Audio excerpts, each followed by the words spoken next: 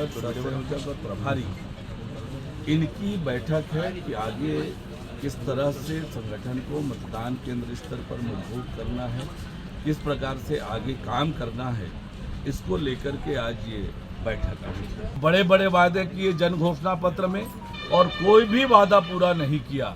आज छत्तीसगढ़ की जनता इस सरकार से छुटकारा चाहती है, इस सरकार से मुक्ति चाहती है और पूरे छत्तीसगढ़ में परिवर्तन की हवा चल रही है।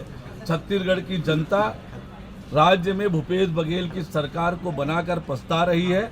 आज छत्तीसगढ़ की जनता यह महसूस कर रही है छत्तीसगढ़ का विकास कोई कर सकता है तो केवल भारतीय जनता पार्टी कर सकती है।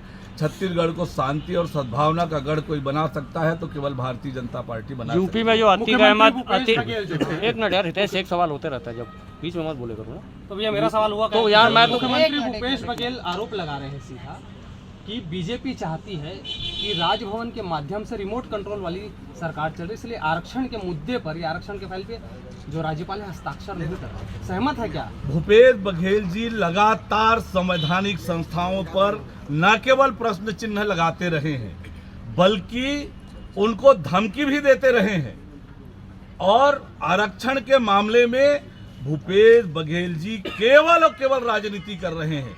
भूपेश बघेल और कांग्रेस पार्टी की सरकार आरक्षण देने वाली नहीं, आरक्षण छीनने वाली है। पिछड़े वर्ग को आरक्षण दिया, अपने ही कार्यकर्ता को उच्च न्यायालय भेजकर उस पर स्थगन लगाया और उस याचिकाकर्ता को राज्य मंत्री के पद से नवाजा। उसी प्रकार से आदिवासी समाज के आरक्षण को भी जिसने कोर्ट में चुनौती दी उसे भी पदों से नवाजा। तो ये कांग्रेस पार्टी आरक्षण देने के लिए नियत नहीं है, आरक्षण के नाम पर केवल राजनीति कर रही है।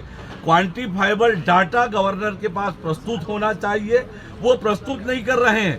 न उसे विधानसभा में प्रस्तुत किया, न राज्यपाल के पास प्रस्तुत किया।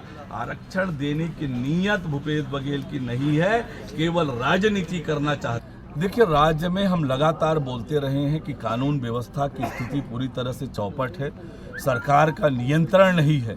चाहे देखा हमने कि किस प्रकार से कवर्धा की घटना हुई, किस प्रकार से सुकमा की घटना हुई, बीरनपुर की घटना हुई, नारायणपुर की घटना हुई। छत्तीसगढ़ के इतिहास में पहली बार कर्फ्यू लगा है कबीरधाम में। इतने दिन तक बीरनपुर में धारा 144 लगी है। राज्य सरकार पूरी तरह से फेल है। राज्य सरकार अपनी विफलता को छुपाने के लिए हम पर आरोप लगाती है। हम तो शांति के पक्षधर हैं, हमारी सरकार में कभी इस तरह की कोई घटना नहीं हुई।